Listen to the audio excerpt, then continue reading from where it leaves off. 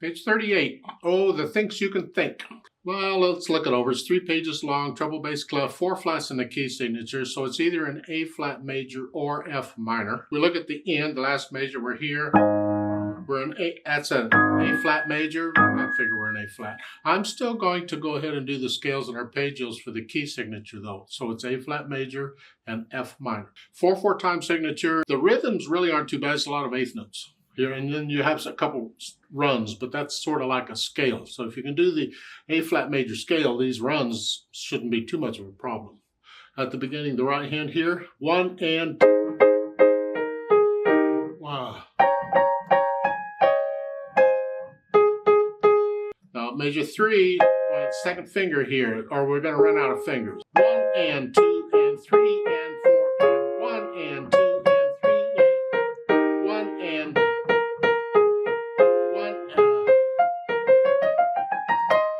1 E and 2 E and this 3 E and 4 E and 3 and again it's just an A flat major scale, except we're not starting in A flat.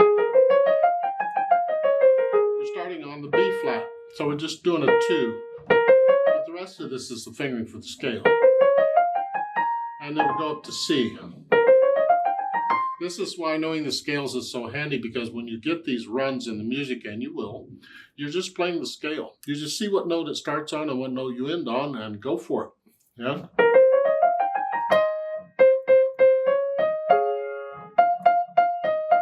That's pretty much the rhythm. Now it changes a little bit at the end, measure 21. So 1 and 2 and 3 and 4 and 1 and 2. 1 and 2 and 3 and okay. Left hand, you'll just hear.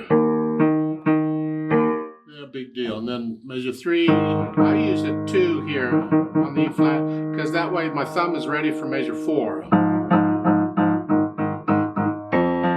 And if you want to prepare for measure 6, because measure 5 is here, measure 6 is here, then change one of those notes to a 4th finger. You can even use thumb too, because they're repeated notes. You can change positions on repeated notes.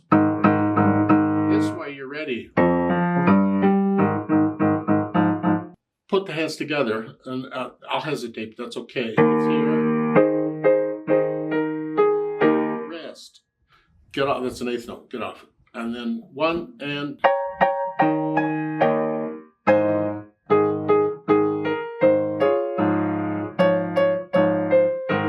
Let's take a look at measure 21, where it changes. 1 and 2 and 3 and 4 and 1. 1 and 2 and 3 and 4 and 1 and 2.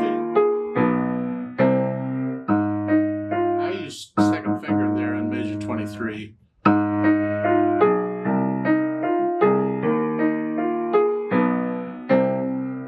Then once I sort of know what the hands are doing together, then I'll go back over in bits and pieces and slowly work out the hesitations. Keep it slow, but no hesitations. Then I add the articulation. Here it's pretty connected. You get accents and staccatos, and that's fine. A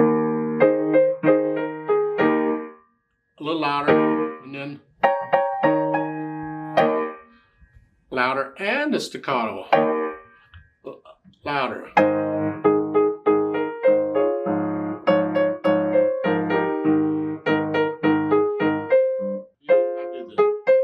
Staccato, accent. We want that feeling of going up to here, here, here. Yeah. So I put in the articulation, and once I have an idea of that, then I'll add the dynamics. Goes to the right hand. It makes these accented notes just a little louder than what you... This needs to be in the background.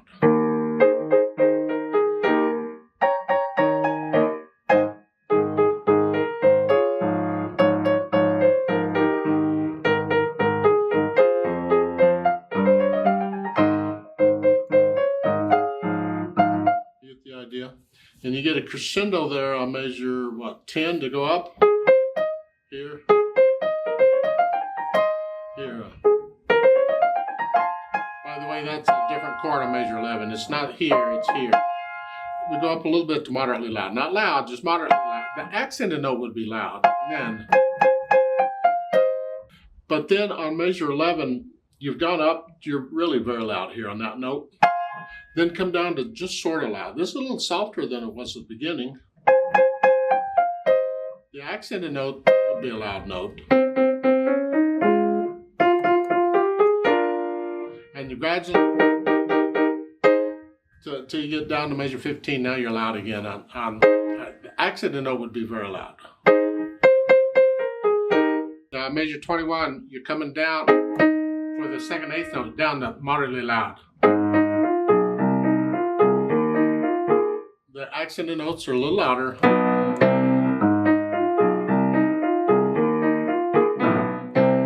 And then you're loud very loud at the end. Right hand.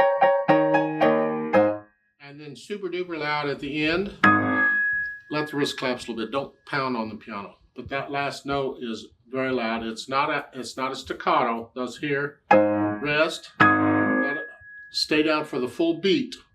But it's just very loud. A sforzando is the loudest accent there is. So you're really playing it loud, but let the wrist collapse a little bit. Don't bang on it.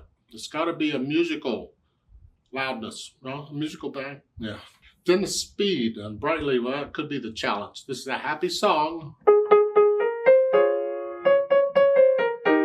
But if you were going to sing it, how fast would you sing those eighth notes?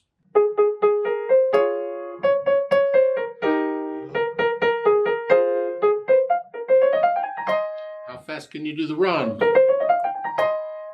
That might slow you down because you can't do part of it at one speed here and then take off again. No, it's all got to be one speed. So you have to find a speed that works for you that lets you play the whole thing at one speed accurately. Now what you can do if you have to, since it's an arrangement, rearrange it. Leave out the run. Just don't play it. You can just play. You just play octaves. So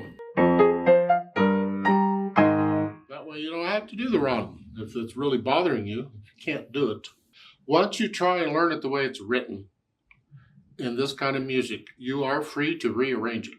You can leave out notes. You can add notes. You can do other things. It's up to you how you want to do it. Now they've added pedal on this also, and there's times. I mean, this is choppy. It'd be nice if we could smooth that out a little bit. So the pedal is going to let us connect these notes. But we're not connecting all of them.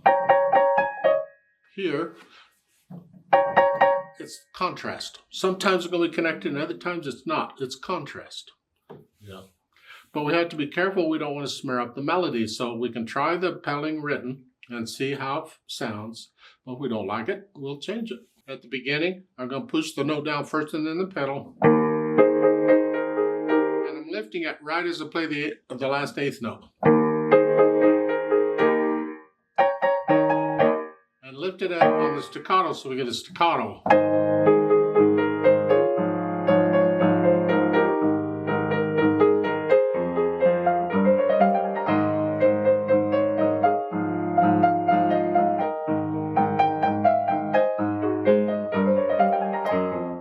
If that sounds okay to you, that's fine, go for it. I think it sounds terrible. I don't want the smearness. I don't want that. I just want to connect the eighth notes. The repeated notes, yeah. So and then I lift up and I can pedal the accent note to help it. And then here, measure 3, I change the pedal on beat 2 to lose that. I don't want that all the way through. And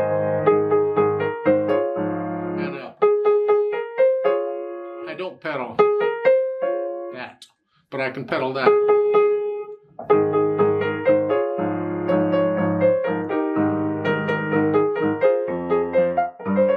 And I don't pedal measure 6 at all.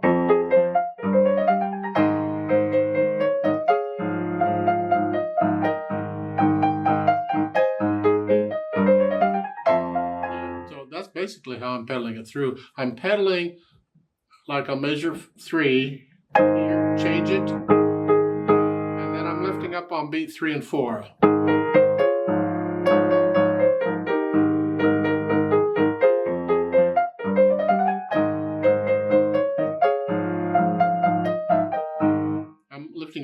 3, and 4. Just keep the melody clean. That's what I'm after. Now on page 40, you're not pedaling much of any of this. It's a difference from what we were doing before. Now we've kind of changed to a different atmosphere. It's a different sound. So it's contrast here. It's a different sound. So we're not pedaling that. Now at the end, the last couple measures here, I would pedal all of those eighth notes. It's very loud. I want the sound. There. Now, start at measure 21. They don't show any pedaling here at all. That's because it wasn't clean. However, on measure 22, those 2 quarter notes are accented.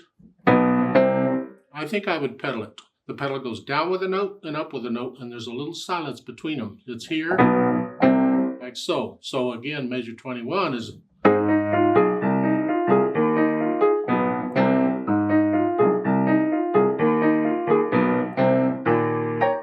on measure 25, I would start pedaling on beat 2.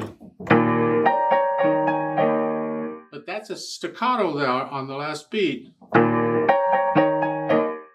And then I would pedal the next measure, each note, here and here.